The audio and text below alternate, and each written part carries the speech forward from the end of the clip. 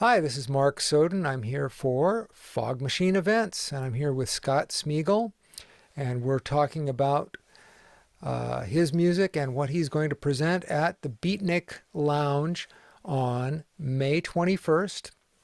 And the show starts at 8 o'clock. And Scott, how are you doing today? I'm well, thank you, Mark. How are you? Moving and grooving. Before we turned on the recorder, we were chatting about your setup that you used at Wonder Valley Experimental being similar to the setup that you're going to use at the Beatnik Lounge. And did it work well for you at Wonder Valley? Yes, I think it did. I tend to, I don't know if I tend to overthink these things, but I tend to plan these things kind of with enough time to kind of work through all the problems and the things. And also, just for live things, I try to keep the setup as simple as I can. Mm-hmm. Um, one primarily that's the simpler it is, the fewer things that can go wrong.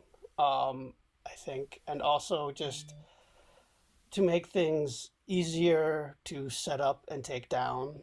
Yeah, I don't. I think the first experimental sounds. I think I had like two suitcases worth of stuff, and well, that was great. At the same time, it's just became a burden.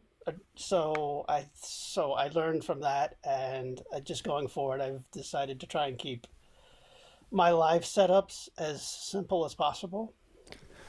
So, just to be clear, you're a hardware guy. You're not doing digital stuff in the way of a laptop. For live performances, yes. When I'm recording my music for releasing and stuff, it's a hybrid or mix.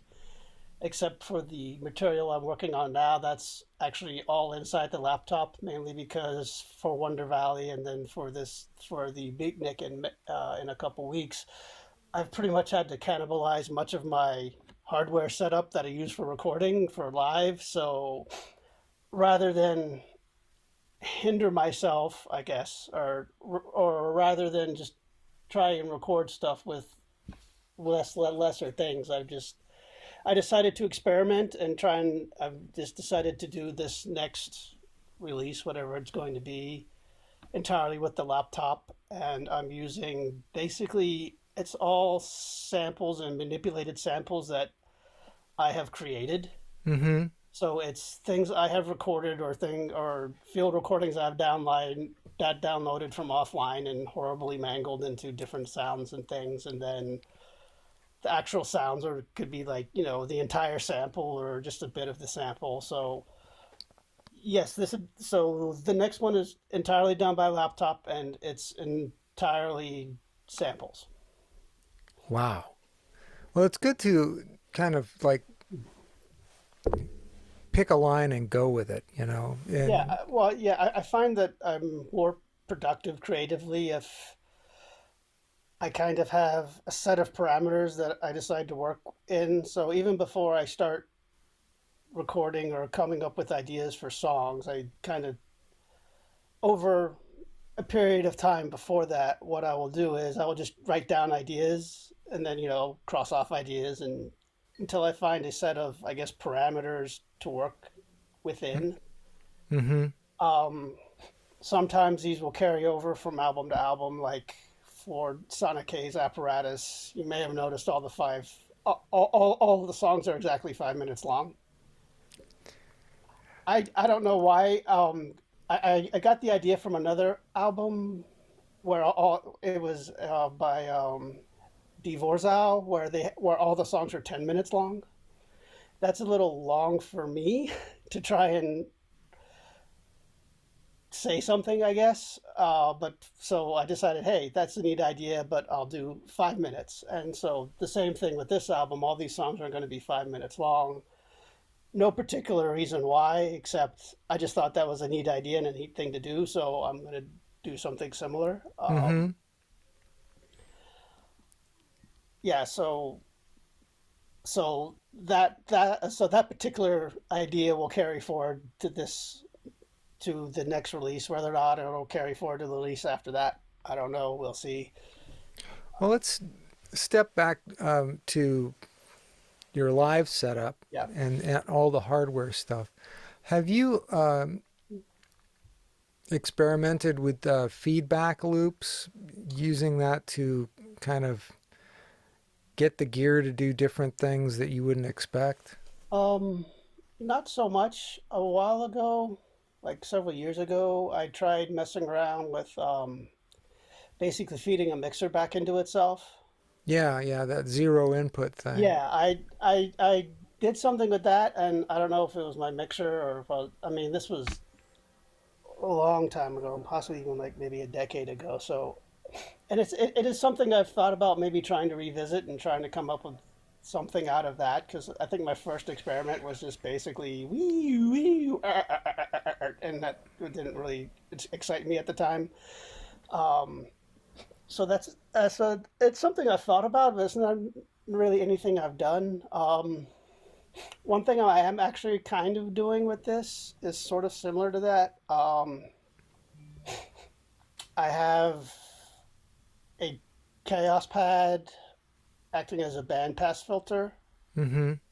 and I'm doing that as a send out of the mixer, but then instead of plugging it into the return of the mixer, I'm plugging it into its own channel, Okay, yeah. and then I'm I haven't been too successful, but I'm trying to find like that sweet spot of sending it back to itself to try and get Right. the filter to oscillate without actually feeding back. I so sometimes it works and sometimes it's just the horrible whine and it's just Well, that's kind of the yeah, nature of, yeah, once you start working in that realm. Uh, yeah, I was looking at the feedback loop thing as a way to get a little bit more mileage out of just hardware. You know, I really appreciate doing sets with just hardware and trying to stay with that. And so I was just wondering if you had gone down that road. Sounds like you have. a little bit. Um, Maybe next, but it's something to think about next time, and maybe there'll be a little you bit. know, there are some digital things that have a matrix or something where you can feed it back into itself in different ways. And that's kind of interesting, but not the same. Yeah, I mean, the hardware thing, when you're dealing with potentiometers, there is definitely a sweet spot. There is Yeah, like a place where all these different gains, start matching up and like they start oscillating each other, and you start getting results. In the digital realm, it seems like it's either feast or famine. It's yeah. like you can find that sweet spot, or you just go right by it, or the sweet spot is nowhere to be found, or it's really interesting in that respect. But But yeah, so yeah, for the beatnik, I'm basically bringing back the subharmonicon and the Mother 32, um, and then I'm adding the Make Noise Zero Coast. no, I'm not familiar with that. It's just it's a little kind of noise. It's a synthesizer. It's just, but it's by Make Noise, and they call it the Zero Coast because it's neither East Coast synthesis or West Coast synthesis. It's kind of a mix of the two. So Okay, yeah. um, I'm bringing that. I don't, and then uh, kind of the staple of all my sets seems to be the Great Destroyer pedal. So I'm bringing that in again. I'm not feeding anything into it, so it's just going to sit there and make noise in the background. Yeah, and then I have the Chaos pad with the filter, and then I have my little TC Electric thing doing a delay, and that's Yeah. Well, basically that sounds gonna be brilliant. it. And I'm hoping that being able to do yeah, I'm actually using my main big mixer that I use for recording stuff, so I can do the sends and the Hmm. things that you can't really do on the little well, you can't do on the little 5-track mixer that I usually use. So yeah, the my little workbench over there is looking pretty sparse. It's actually more cables hanging out than anything else right now. Well, it's good when you have just the meat of the matter, the stuff that works. I personally I like a little bit of redundancy. I like a few things that make different noises, so that if one dies or goes south or decides that's not their day, then you still have something to work with. It's I guess just a survival technique. Yeah. Yeah, so yeah, I mean, I kind of got everything. I'm not quite sure how it's all gonna go, but generally what I tend to do is I will basically build everything up so everything's going at the same time and get all that sounding good or all sounds good together, and then I will try to figure out how I can build up to that point using everything, bringing things in and taking things out, and then building up to that point, and then let that run for by itself for a little while, and then taper it off for the finish. So Hmm. I think I've got everything together the way I want it. It's just a matter of figuring out how to get there and then leave. Right, right. So, do you have any plans for doing shows elsewhere or No, traveling? not really. No, I'm Okay. kind of a hermit or a recluse. I don't like to leave the house. So,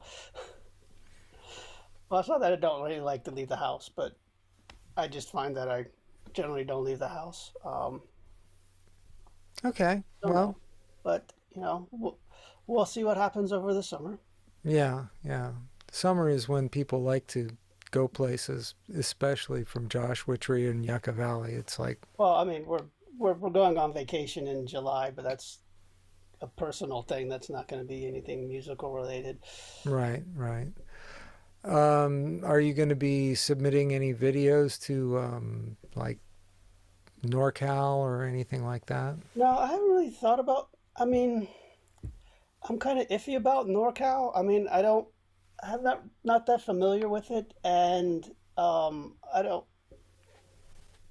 really consider what I do to be noise. I mean, not that there's anything wrong with noise. I like noise. I have a lot of noise, but it's just not really what I do, and I don't know how well I would kind of fit in there. Also, I don't really know how to do videos very well, so Well, there's no shame in that. I mean, there's a lot of people that just put the phone up and start yeah. doing their thing. So we've covered your setup, what you got planned for recording, the show on the 21st, and so I think we're pretty much done here. Okay. I'll cut it up and make everybody look good, Thank you. and then we'll take it from there. All right. Okay, well, I'm going to shut her down now. Okay. Sounds good. Thanks.